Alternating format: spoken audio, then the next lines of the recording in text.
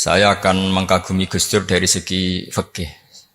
Ketika Gus Dur dilengsarkan dari presiden, yang paling saya kenang dan para ulama seluruh Indonesia, mungkin seluruh dunia mengenang adalah keberhasilan Gus Dur mengelola konflik itu tidak pertumpahan darah. Itu satu prestasi yang insya Allah jadi amal beliau, semoga mendapat ridhonya Allah Subhanahu wa Ta'ala. Karena yang paling dihindari oleh Islam sebisa mungkin adalah jangan ada darah menetes, apalagi hanya demi kekuasaan. Assalamualaikum warahmatullahi wabarakatuh. Alhamdulillahirabbil alamin wassalatu wassalamu ala asyrofil mursalin sayyidina Maulana Muhammadin wa ala alihi wa sahbihi asma'in nama ba'du.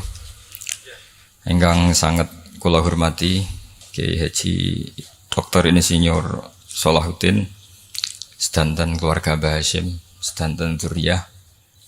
Niki wonten putri, wonten bulik-bulik, wonten Gus Umar, wonten Bu Lili, wonten sedanten semua alumni, semua santri-santri yang kami cintai. Saya ini syukur sekali karena waktunya tinggal sebentar, jadi uji nyalinya juga sebentar. Saya akan ngomong sesuai spesialisasi saya, yaitu fikih. Karena saya murid Kiai Haji Maimun Zubair yang bersanad lewat Mbah Karim sampai Mbah Hasyim, atau bersanad lewat Mbah Mun, Mbah Zubair, kemudian Mbah Fakih Mas Kumambang, juga teman Mbah Hasyim ketika sama-sama ngaji di Mekah. Saya akan mengkagumi Gus Dur dari segi fikih. Ketika Gus Dur dilengsarkan dari presiden, yang paling saya kenang dan para ulama seluruh Indonesia, mungkin seluruh dunia mengenang adalah keberhasilan Gus Dur mengelola konflik itu tidak pertumpahan darah. Itu satu prestasi yang insya Allah jadi amal beliau, semoga mendapat ridhonya Allah Subhanahu wa Ta'ala. Karena yang paling dihindari oleh Islam sebisa mungkin adalah jangan ada darah menetes, apalagi hanya demi kekuasaan. Sehingga Rasulullah SAW sampai berdamai ketika terjadi tarik ulur di Sulhul Hudaybiyah. Saat itu Suhail bin Amr memberi sekian poin yang mendikte Rasulullah, semuanya merugikan Rasulullah. Tapi tidak semuanya merugikan Rasulullah, tidak ada yang menguntungkan sama sekali. Tapi Rasulullah menuruti itu semua demi tidak bertumpahan darah. Padahal Suhail bin Amr zaman itu masih kafir. Sehingga menjadi fikih bahwa perdamaian itu harus kita jaga. Sampai ada ayat wa in janahu lisalmi fajnalaha wa tawakkal 'ala Allah. Jika mereka ingin damai, kamu harus menuruti itu.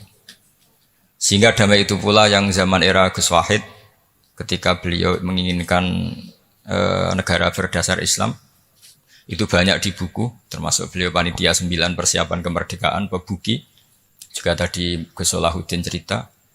Beliau akhirnya kompromi juga dengan negara yang berbentuk Pancasila. Kemudian itu disosialisasikan era Muktamar Situbondo, yaitu Kiai Haji Ahmad Siddiq, didukung oleh Gus Dur karena zaman itu beliau kalah sepuh sama Kiai Haji Ahmad Siddiq.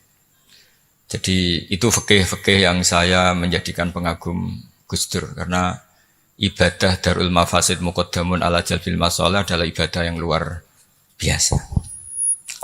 Berikutnya saya mohon sama Kiai Haji Salahuddin Wahid berkenan saya cara berpikir begini untuk Gus Dur. Jadi saya ini dari keluarga Kiai, saya juga senasab dengan keluarga Mbah Hasyim karena sama-sama turunan Mbah Sambul Lasem. Jadi beliau adalah Abdurrahman bin Wahid bin Hasyim bin Asy'ari bin Wahid lagi, terus bin Abdul Halim 2 sampai Mbah Sambu. Kira-kira nasabnya sama dengan saya, dengan Mbah Hamid yang dari jalur itu. Saya mau bercerita begini. Watak seorang cucu itu biasanya mengalir dari pikiran besar mbah-mbahnya atau leluhurnya. Karena setiap mbah-mbahnya pasti berdoa dzurriyyatan thayyibah, yaitu anak cucu yang baik. Saya sengaja di sini membawa kitab yang ditulis oleh Muhammad Asad Shihab, seorang Libanon. Menulis bahwa Mbah Hasyim Asy'ari adalah terhitung sebagai mujaddid, sebagai pembaharu Islam, setidaknya di Asia sini atau di Indonesia. Di sini ada kitab ini diterjemah beberapa kali, sebagian oleh Ki Haji Mustafa Bisri, sebagian oleh Ki Sodik Semarang. Saya punya edisi asli, edisi Arabnya. Karena saya dari awal ingin ngaji sama santri-santri Tebu Ireng. Karena buyut-buyut saya itu termasuk gurunya Mbah Soleh Darat. Jadi buyut saya yang di Kudus, Pondok Damaran itu dulu Mbah Soleh Darat pernah ngaji di situ. Dan Mbah Hasyim kecil pernah ngaji sama Mbah Soleh Darat. Dan tentu biasa itu dalam ilmu sanad. Guru-guru saya indukannya di Mbah Hasyim juga pernah ngaji beberapa ulama di Pantura. Dan saya pastikan di antara perilaku atau manhaj Mbah Hasyim adalah, ini saya baca, guru-guru beliau kemudian ada perilaku yang persis ditiru Gus Dur. Jadi itu bukan sekedar bukan sekedar mitos atau kebetulan. Beliau punya pilihan-pilihan yang dipilih sampai akhir hayatnya. Di sini ada cerita proses Mbah Hasyim ngaji, kemudian pernah ada seorang Jerman mau belajar Islam sama Mbah Hasyim, kemudian ditemui beliau dengan sangat hangat. Ketika sudah mengenal Islam secara detail, ya saya ulang lagi, ketika sudah mengenal Islam secara detail, beliau ngendikan, kamu jangan tergesa-gesa, kata beliau. Kamu harus menerima Islam ini secara al-bayyinah, secara argumentatif, secara logika yang benar, jangan karena terpaksa. Itu pula yang akhirnya Mbah Hasyim mendorong khurriyatul fikri. Orang itu harus merdeka dalam berpikir. Itu pula yang mengilhami Rasulullah SAW ketika Sulhul Hudaybiyah. Orang kafir yang masuk Islam harus dikembalikan ke habitat kafir, karena itu habitat asli. Karena rata-rata dulu suku Mekah zaman itu kafir semua. Tapi yang orang Islam masuk kafir harus dibiarkan karena dianggap kembali ke habitat. Tentu semua perjanjian itu merugikan Rasulullah SAW. Tapi yang unik, Rasulullah itu menerima itu semua. Kata Rasulullah, sudah perjanjian itu kita terima saja. Akhirnya perjanjian itu diterima. Kemudian tapi Nabi hanya minta satu hal. Orang kafir Quraisy tidak boleh melarang orang diskusi Islam. Akhirnya mereka diskusi tentang Tuhan, tentang agama, tentang macam-macam. Sehingga mereka akhirnya membandingkan, namanya punya Tuhan batu sama Tuhan yang disebut Muhammad. Tentu mereka masih jangkar pakai nama Muhammad. Mereka diskusi. Kalau kita punya Tuhan berhala, efeknya begini-begini. Kalau Tuhan kita banyak, efeknya gini-gini. Diskusi. Yatafawaduna fil hadis. Mereka diskusi secara terbuka. Terus fama ahadun ya'qilu syai'an illa dakhala fihi. Kemudian seseorang yang berpikir secara benar, yang mengenali Islam, pasti akan masuk Islam. Sehingga karena mereka diskusi bebas tanpa tekanan, akhirnya mereka memilih Islam. Dan selama mereka Islam, mereka akhirnya ikrar Islam sama ikrar, ya cara sekarang ikrar, kemudian menjadi Muslim. Dan otomatis perjanjian itu dibatalkan. Makanya kata Imam Zuhri, guru Imam Malik, maka nafathun a'zuma fil Islam min sulhul Hudaybiyah. Enggak ada kemenangan Islam sehebat kemenangan dalam Hudaybiyah, yaitu orang berbebas berpikir. Kemudian kebebasan berpikir ini pasti mengarah ke mengaku yang benar, menanggalkan yang salah. Tentu orang dulu mendewa-dewakan Lata Uzza, pokoknya menuhankan makhluk, menjadi sadar bahwa itu aneh. Kenapa kita harus menyembah batu yang dipahat? Kenapa kita harus menyembah makhluk dan sebagainya, dan akhirnya mereka Islam. Tapi dulu kalau suasana perang itu keinginan orang hanya ingin menang kalah. Jadi yang kafir itu hanya ingin menang, pokoknya jangan sampai kalah, nggak pernah berpikir Islam itu apa. Di mana-mana perang itu ya pikirannya menang kalah. Tapi setelah nggak ada perang, meskipun segala perjanjiannya merugikan Islam, orang akan berpikir secara objektif. Makanya fama ahadun ya'qilu syai'an illa dakhala fihi. Tidak ada seseorang yang berpikir tentang Islam kecuali akhirnya masuk Islam. Sehingga itu disebut maka nafathun a'zuma fil Islam min sulhul Hudaybiyah. Enggak ada futuhat yang sebesar sulhul apa? Hudaybiyah. Ya kitab ini namanya Wadi'ul Labinat Istiqlalil Indonesia. Mungkin santri Tebuireng mungkin lebih tahu ya karena harusnya lebih tahu.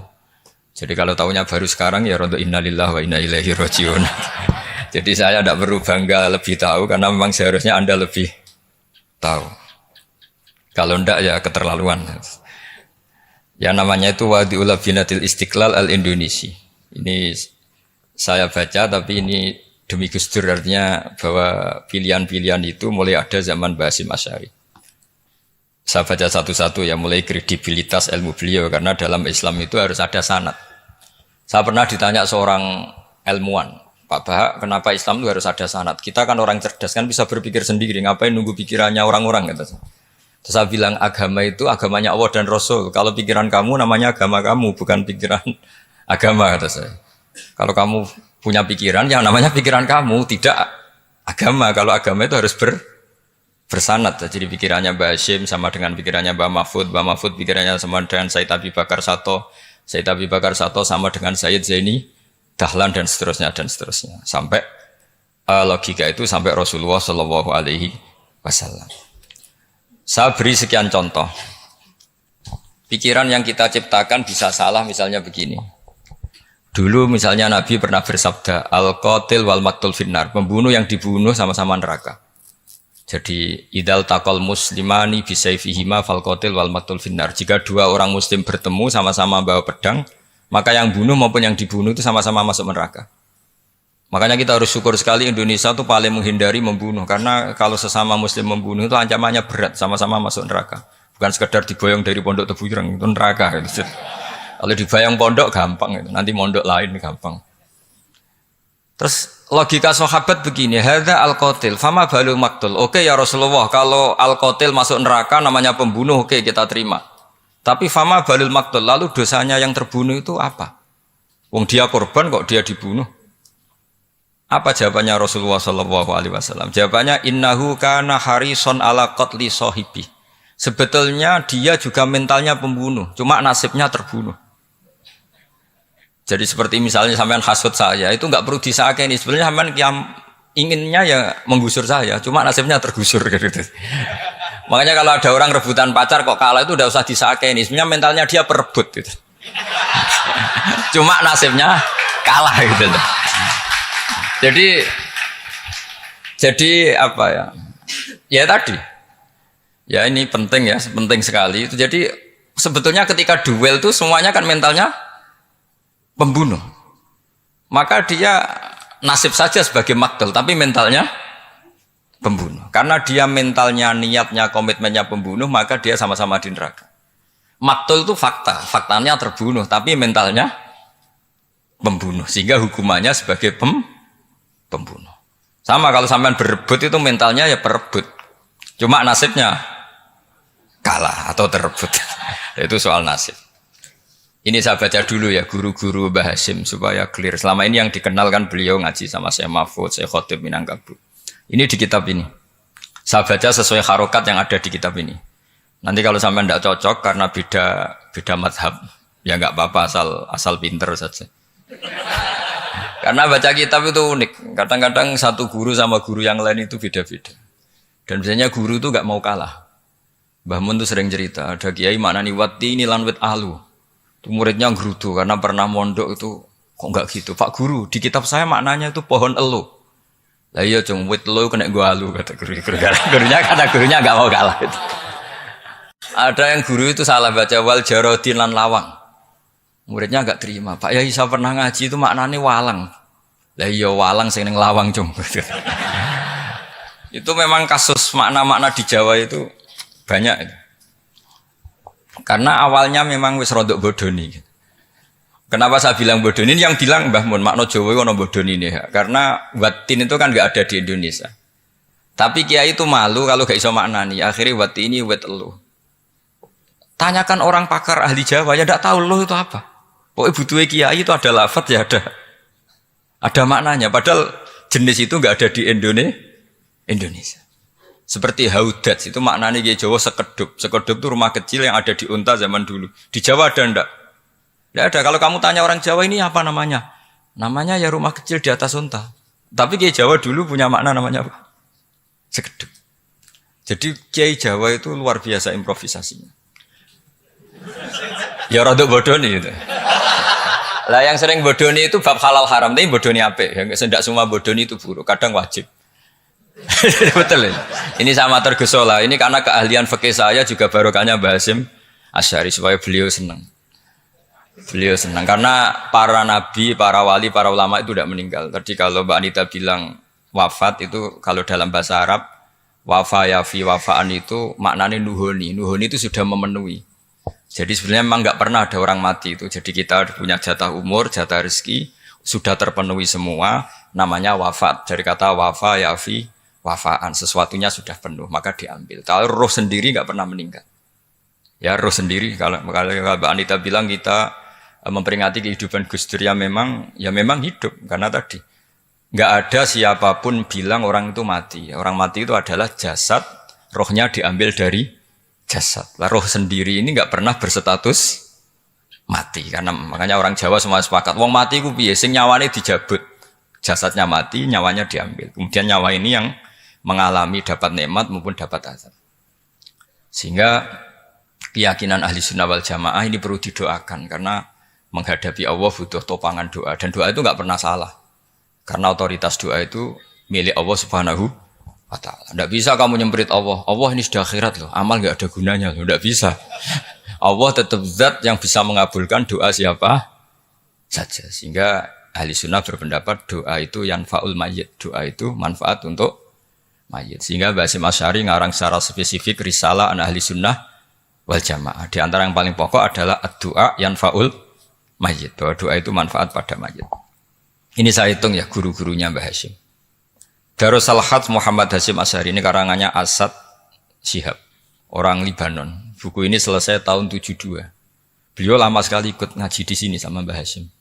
Tapi sebagai peneliti, beliau ke sini sudah alim. Ndak terus masih ngapalkan alif bata itu ndak, itu masih sudah alim.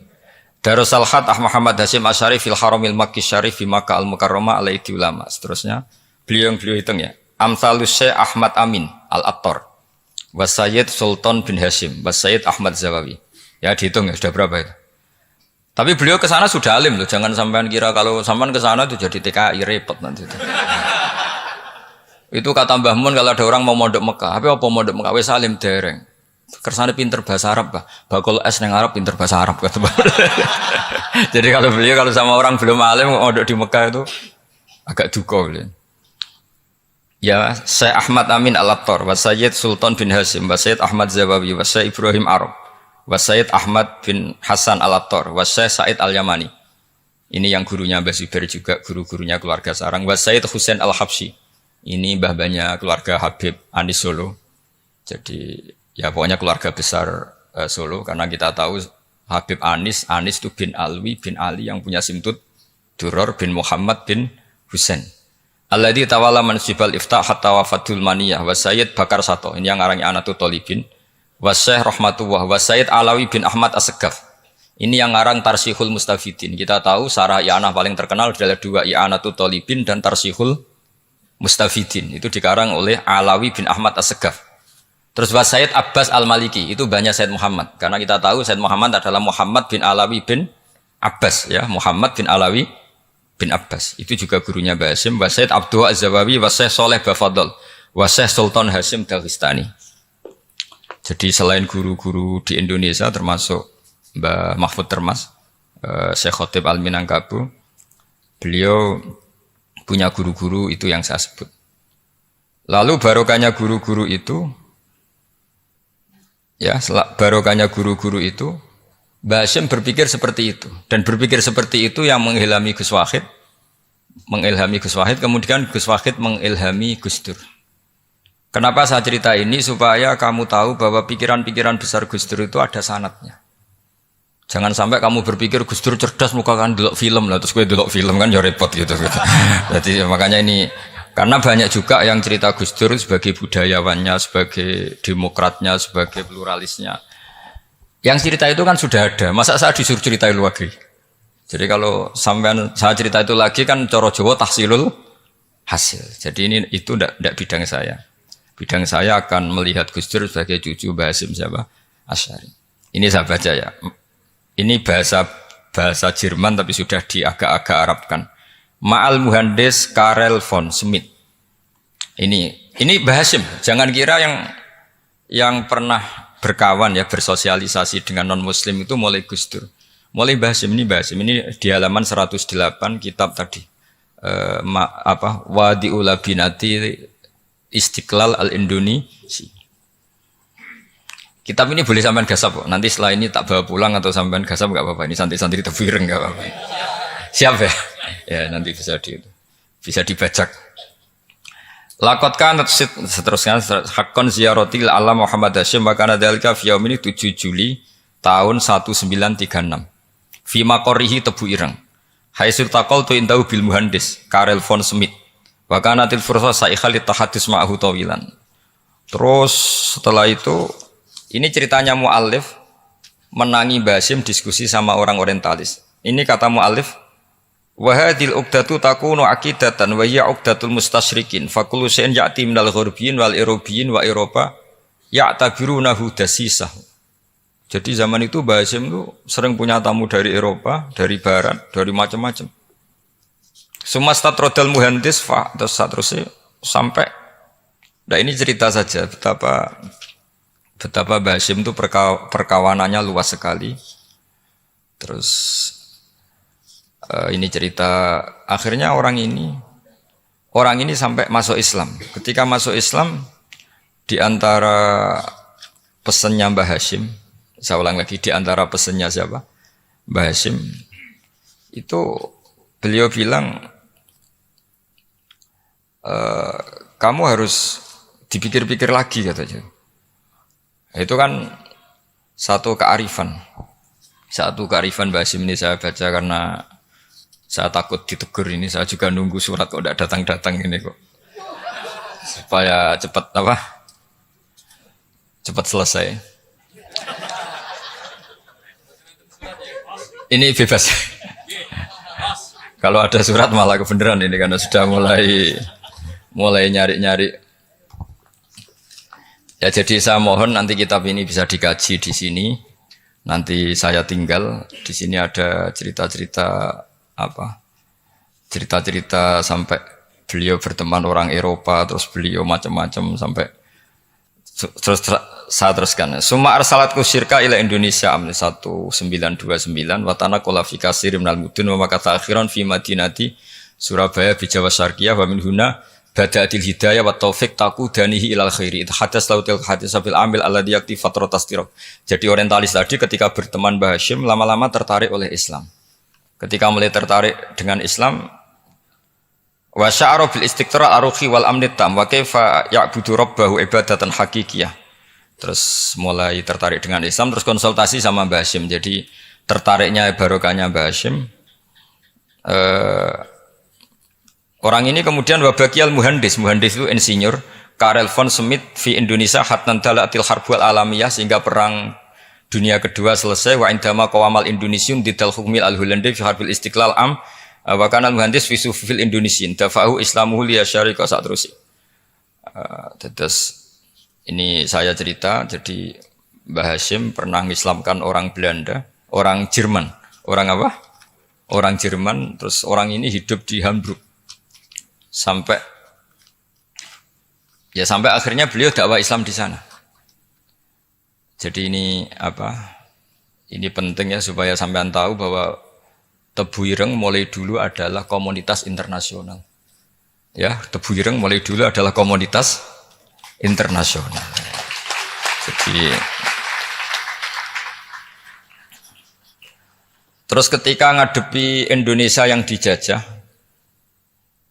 ya Indonesia yang dijajah, ini Mbah Hasyim bersama kawan-kawannya sepakat iktikaf di Multazam.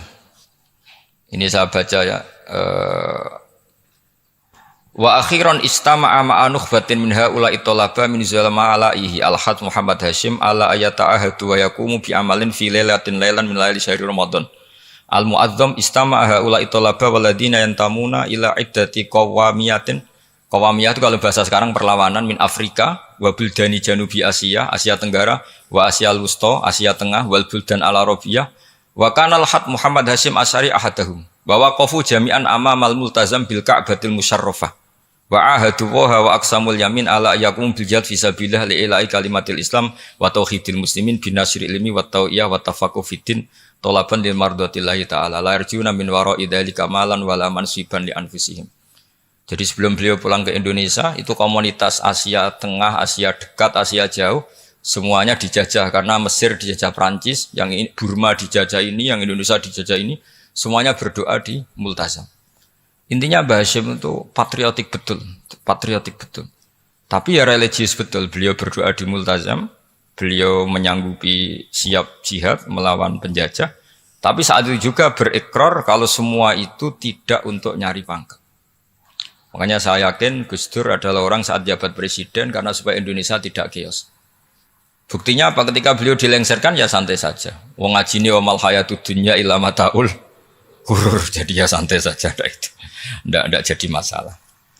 Terus kitab ini menerangkan, ini saya baca ya. Li khidmatid duwal alladziina laha musta'maratun. Musta'marat itu dijajah mislu Holanda wa Inggris wa Rusia wa Persia wa fi hadzal amri bidzat ara ana 'alal muslimin wal mas'ulin khususan. Ini intinya ulama-ulama yang dari timur jauh kemudian sowan ke Mbah Hasyim minta fatwa karena negara-negara mereka juga dijajah. Jadi dulu orang dari Jerman, dari mana-mana belajar Islam juga sama Mbah Hasyim. Yang negara-negara Asia Timur, Asia Dekat itu juga kalau konsultasi kemerdekaan juga sama siapa? Mbah Hasyim. Jadi uniknya kitab ini ditulis oleh orang Libanon. Jadi orang Libanon itu saking penasarannya sama Mbah Hasyim Asy'ari itu datang ke sini. Ya datang ke sini untuk belajar sama Mbah Hasyim. Dan di antara belajar itu kemudian sampai sini ternyata tamu-tamunya Mbah Hasyim dari berbagai negara. Mulai yang konsultasi cara memerdekakan negaranya karena ngalami dijajah sampai cara belajar Islam yang benar, termasuk tadi yang Karel von Schmidt tadi yang masuk Islam karena konsultasi sama Mbah Hasyim, padahal dia orang Jerman. Terus di antara kelebihannya Mbah Hasyim ini juga ditiru Gus Dur. Wal haju Muhammad Hasyim la yajidu kharajan ayuna kisau sami' wal mukhatab. Bal yurahibu bidzalik. Mbah Hasyim orang yang enggak tersinggung ketika pendapatnya ditentang atau digugat oleh lawan bicaranya. Beliau santai, tidak terus ya tidak berontak, ya santai aja. Enggak terus angger dibantah, membantah kiai kualat, enggak itu enggak ada sanadnya. Nah ini saya pastikan ya bahwa kehebatan Gus Dur itu kita enggak lepas dari barokahnya siapa? Mbah Hasyim. Sekali Rasulullah Shallallahu Alaihi Wasallam sebagai Sayyidul Khalqi, Sayyidul Anbiya al Mursalin, beliau yang ngakui ana da'watu Ibrahim wa bisyaratu Isa. Aku hebat ngene iku barokah dungane Nabi siapa? Ibrahim. Maka ini sesuatu yang saya tekuni, jadi enggak salah kalau bicarakan Gus Dur ya harus bicarakan Mbah Hasyim. Sama bicarakan Nabi Muhammad sallallahu alaihi wasallam juga harus membicarakan Jadduhul A'la yaitu Ibrahim alaihi salam. Jadi ini kitab bisa dipakai atau digasap ya enggak apa-apa. Artinya gini, gasap itu kalau saya ada ridho jadinya gasap, kalau ridho ya jadinya boleh. Dan menjadi gasap kalau nggak dipelajari. Ya jadi kalau enggak terus tinggo jimat itu kita fokus bahas sakti, wah ya repot makanya ini. Nah kalau dipakai itu gasap. Tapi kalau nanti didiskusikan sama teman-teman, kemudian menjadi baik, menjadi luar biasa, saya ikut ngamal. Terus saya ulang lagi, saya teruskan. Ittisolatuhu. Ittisolatu itu komoditas beliau. Lahu ittisolatun wasi'atun wa mukatabatun ma'a katsirin min zu'ama'il alam al-islami fi dzalikal ahdi. Bianhum Asy Abdul Aziz As-Sa'alibi wa Sayyid Diyauddin wa Syairozi Adwul Injil terus. Beliau punya perkawanan besar di komunitas internasional termasuk Syekh Muhammad Abdul Karim Al-Khattabi wa Sayyid Alawi bin Thahir Al-Haddad Mufti Sultanati Johor. Ya, beliau berkawan dekat sama muftinya kerajaan Johor wa Muhammad Ali wa Syaukat Ali bil Hindi wa Muhammad Ali Jana Muhammad Iqbal. Muhammad Iqbal yang terkenal di India itu wa Sayyid Hibaduddin Asy-Syahrastani Wa Wazirul Ma'arif Al-Iraqiyah. Beliau berteman sama PM Irak. Jadi kalau Gus Dur dari Mesir belajar di Irak, ternyata dulu mbahnya teman akrabnya Perdana Menteri apa? Irak. Terus banyak Waro'isu Majlis Tamyiz wa Sayyid Al-Alama Muhammad bin Aqil wa Sayyid Muhammad Jadul Maula wa Sayyid Muhammad Surur saat terusnya itu. Jadi apa? Ini nanti saya tinggal termasuk catatan-catatan ini saya mohon ridho dari Gus Solah dari supaya santri-santri sini belajar Bahasim lebih serius supaya gampang. Kenapa saya katakan harus seperti ini? Dulu Nabi Ibrahim itu di antara anak cucunya, itu secara lahir ada yang tidak soleh. Karena anak cucu itu punya otoritas, sehingga anak cucu ini yang menstatuskan Nabi Ibrahim. Sampai Allah sendiri yang meluruskan pengklaiman itu, yaitu ada ayat, maka anak Ibrahimu Yahudiyah wala Nasranian. Karena ada orang yang bernama Yahuda bin Yakub bin Ishak bin Ibrahim. Karena Yahuda punya pola tertentu dalam beragama, terus seakan-akan mbah-mbahnya paling ya begitu. Akhirnya Ibrahim pernah disetatuskan sebagai Yahudi. Sampai Allah sendiri yang ngintikan maka anak Ibrahimu Yahudiyah wala Nasrani. Sampai datang Rasulullah SAW yang memaklumatkan saya juga cucu Ibrahim orisinil. Dan saya pastikan Ibrahim itu bukan Yahudi tapi bapak tauhid. Semenjak itu Ibrahim dipulihkan namanya, bukan Yahudi tapi bapak tauhid. Yaitu diistilahkan Nabi millata abikum Ibrahim, semua tauhid adalah nginduk kepada Nabi siapa? Ibrahim. Nah saya ingin santri-santri Tebu Ireng misalnya nanti suatu saat jadi komunitas internasional, jadi orang keren komunitas internasional, itu bukan karena ingin gaya-gayanan terkenal, tapi ingin niru Mbah Hasyim bahwa itu awal dakwah Anda fil alam. Semua alam ini tentu butuh tauhid, butuh kebenaran. Bukan gagah-gagahan sebagai orang populer. Terus persahabatan yang luas, misalnya Anda khusyuk terus kuper. Wah, ratau kancanan wong hampir jadi wali gini terus kuper. Mungkin Anda tidak akan jadi wali karena sanadnya Mbah Hasyim itu perkenalannya luas. Sementara kamu milih kuper, gak pernah berteman orang, tapi sanadnya sampai Mbah Hasyim itu membingungkan sanad itu. Wong Mbah Hasyim tidak gitu kok kamu nyanatkan begitu. Jadi kalau santri Tebu Ireng mulai sampai neng kamar, terus ngobong dupo, terus menterkenalkan diri jadi wali. Gitu.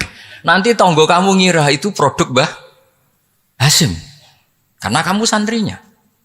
Kan dianggap cerminan gurunya sampai Mbah Hasyim. Nah kalau ada yang teman-teman gitu harus dimaklumatkan itu sanad mungkotek. Bahwa sanad itu tidak benar. Ini kapan ini ditegur? Ini saya sudah mulai menunggu. karena ya repot ini kalau kelamaan ini nanti itu. Terus ini khazanahnya Mbah Hasyim. Khazanah itu ya perpustakaan kalau sekarang. Maktabatuhu. Tu'addu maktabatul khat Muhammad Hasyim Asy'ari min aghnal maktabat likhtiwaiha ala anfasil kutub. Jadi ini kadang harokatnya ya beda dengan bacaan saya. Sama nanut bacaan saya saja.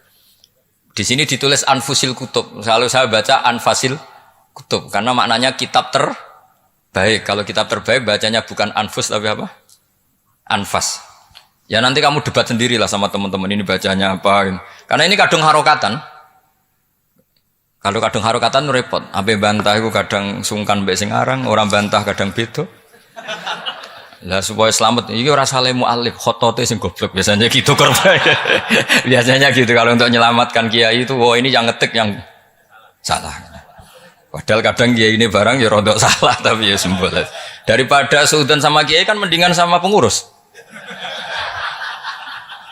Ya gitu ya sepakat ya. Jadi ya sudah terus. Ya saya baca. Tu'addu maktabatul khat Muhammad Hasyim Asy'ari min aghnal maktabat likhtiwaiha ala anfasil kutub al-ilmiyah al-islamiyah. Jadi kalau tadi yang diceritakan para kawan-kawan Gus Dur suka baca. Itu Mbah Hasyim itu kitabnya banyak sekali dan semuanya kitab terbaik. Min matbu'atin baik yang dicetak wa makhtutatin baik yang masih tulisan tangan. Athariyatin qadimah baik kitab-kitab yang sudah hampir punah karena saking lamanya. Wa tadummu hadil maktabah jullal kutub al-mu'allafah wal lughat al-arabiyyah wal indonesia wal jawiyah wal malaysia wa ba'dal lughat al-ajnabiyyah al-ukhra. Jadi zaman Mbah Hasyim itu perpustakaannya sudah ada bahasa Indonesia, bahasa Jawa, bahasa Malaysia, bahasa Inggris. Itu yang nulis orang Libanon. Sampai santrinya Mbah Hasyim tidak tahu innalillahi wa inna ilaihi rajiun. Maka ini yang kepertobatan ya saya kasih. Jadi ini saya biasa guyon, soalnya ini guyon sama santri, saya tidak midatoni kiai, jadi ini guyon sama santri. Semoga guyonan ini manfaat. Wassalamualaikum warahmatullahi wabarakatuh.